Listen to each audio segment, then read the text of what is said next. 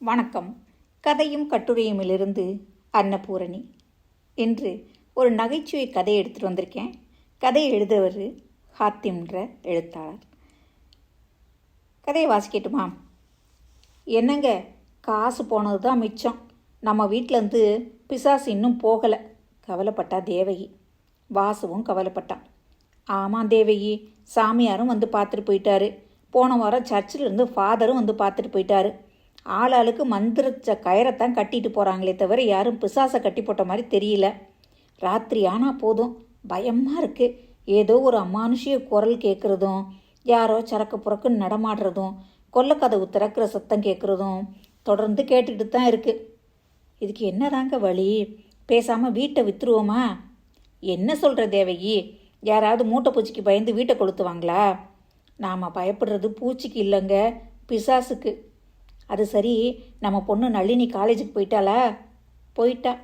சரி, அவள் வர்றதுக்குள்ளே நான் போய் அவரை கூட்டிகிட்டு வர்றேன். இல்லைன்னா இதையெல்லாம் பார்த்து அவன் நம்ப மாட்டா.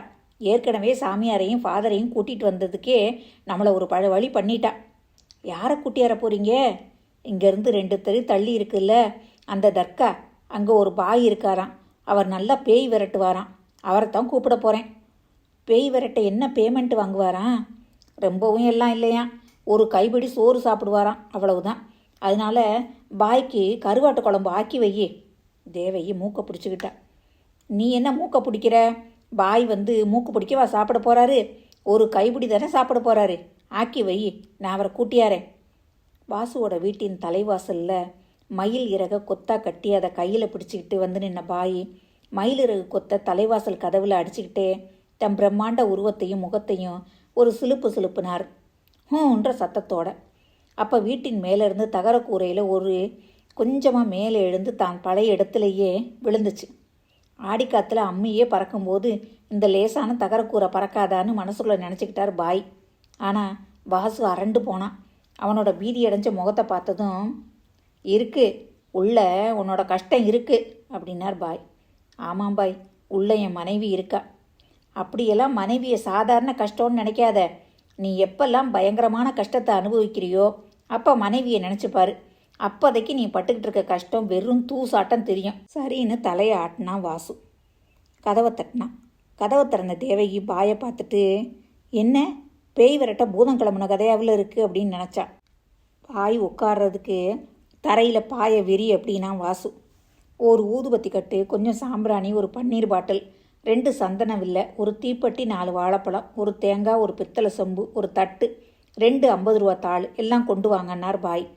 என்னங்க, காசு கேட்க மாட்டாருன்னு சொன்னீங்க, மொத்தமாக 100 ரூபா கேட்குறாரே, கிசுகிசுதா தேவி. சும்மா இரு, எதுக்காவது இருக்கும். எல்லாம் ரெடியானதும் செம்பில் சந்தன வில்லைகளை போட்டு பன்னீரை ஊற்றி குழைச்சார். தட்டில் சாம்பிராணியை போட்டு நெருப்பு பற்ற வச்சு புகை மூட்டினார். தேவகியை கூப்பிட்டு, மகளே, இந்த தேங்காயை உடச்சி கெட்டியாக பால் எடுத்து அதில் வாழைப்பழங்களை வட்டமாக நறுக்கி போட்டு கொஞ்சம் சர்க்கரை கலந்து கொண்டு வா. அதுவரை நான் இறைவனை வேண்டிக்கிட்டு இருக்கேன் அப்படின்னார். அப்புறம் ஊதுபத்தியை பற்ற வச்சு அதை சந்தன கலவையில் நட்டு ஏதோ முணுமுணுக்க ஆரம்பித்தார். தேவகி வாழைப்பழம் போட்ட தேங்காய் பாலை கொண்டு வந்ததும் அதை வாங்கி வச்சுட்டு எழுந்திரிச்சார். வீட்டில் இருக்க எல்லா மூலையிலையும் சந்தனத்தை தடவிட்டு 2 பேரையும் கூப்பிட்டார். ஆளுக்கு ஒரு 50 ரூபா தாளை கொடுத்தா ரூபாய் தாளின் மூலையில் லேசாக சந்தனத்தை தடவி கொல்லப்புறத்தில் ஒரு குழியை தோண்டி இந்த ரூபாத்தாள்களை உங்கள் கையால் புதைச்சிட்டு வாங்கன்னு மயிலிறகால் ஆளுக்கு ஒரு அடி அடித்தார். 2 பேரும் அந்த மாதிரியே செஞ்சுட்டு வந்தபோது அவர் எல்லா பாலையும் குடிச்சிட்டு ஏப்பம் விட்டுக்கிட்டு இருந்தார். முடிந்தது அந்த கெட்ட சக்தியின் அட்டூழியம். இன்னைக்கோட முடிஞ்சுது. நான் போய் கொல்லக்கதவில் இந்த சந்தனத்தை தடவிட்டு வர்றேன். நீங்கள் சாப்பிட ரெடி பண்ணி வைங்க. ஒரு கைப்பிடி சாப்பிட்டு போகிறேன்னு எந்திரிச்சு கொல்லப்பக்கம் போனார். தேவகி சாப்பாட்டுக்கு வாழை இலையெல்லாம் ரெடி பண்ணி வச்சதும் உள்ளே வந்து உட்காந்து ஒரு கைப்பிடி சோறு போட்டு கொஞ்சோண்டு குழம்பு ஊற்று தாயே அப்படின்னார். தேவகி அப்படி செஞ்சதும் அதை எடுத்து சாப்பிட்டவர், ஆகா, மகளோட கைப்பக்குவம் அருமையாக இருக்குது, இன்னொரு கைப்பிடி போடு அப்படின்னார். அப்புறம் இன்னொரு கைப்பிடின்னு மொத்தம் 10 கைப்பிடி சாப்பிட்டார். அதானே, இவரை பார்க்கும்போது ஒரு கைப்பிடி சாப்பிட்ற ஆள் மாதிரியா இருக்குன்னு தேவகி நினச்சிக்கிட்டா. அதுக்கப்புறம், இனி நீங்கள் 2 பேரும் கவலையே பட வேண்டாம், பேயை விரட்டிட்டேன்னு சொல்லிட்டு பாயின்னு சொல்லிட்டு பாய் அங்கேருந்து வெளியே கிளம்பினார். வாசுவுக்கும் தேவகி முகத்துலேயும் அப்படி ஒரு திருப்தி. வெளியே வந்த பாய் வாசுவின் வீட்டுக்கு ஏத்தாப்புல இருந்த மளிகை கடையில் தனது பழைய பாக்கியை அடைச்சிட்டு மேலும் தனக்கு தேவையான பீடிக்கட்டு, மேலே புகையில் வாங்கிட்டு அந்த 2 50 ரூபா தாளையும் நீட்டினார். அன்னைக்கு சாயங்காலம் காலேஜில் நளினியை பார்த்தவ தோழி துர்கா, என்னடி சோகமாக இருக்கு அப்படின்னு கேட்டான். எங்கள் அம்மா அப்பாவை பார்த்தா தண்டி பாவமாக இருக்கு, பேயை விரட்டுறேன்னு இன்றைக்கி ஒரு பாயை கூட்டிகிட்டு வந்துட்டாங்க. உங்கள் அண்ணங்கிட்ட கண்டிப்பாக சொல்லிடணும், ராத்திரி இந்த மாதிரி ரகசியமாக சந்திக்கிறதெல்லாம் இனி வேணான்னு.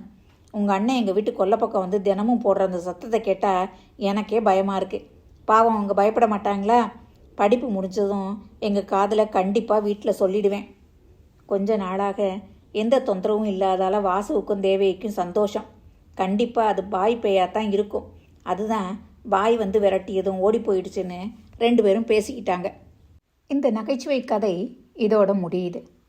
இதை நகைச்சுவையாக எடுத்துக்கிட்டால் கூட, கதைக்காக அப்படி இருந்திருந்தால் கூட அதில் ஒரு சின்ன விஷயம், உள்ளார்ந்த ஒரு விஷயத்தை கவனிக்க வேண்டியிருக்குது.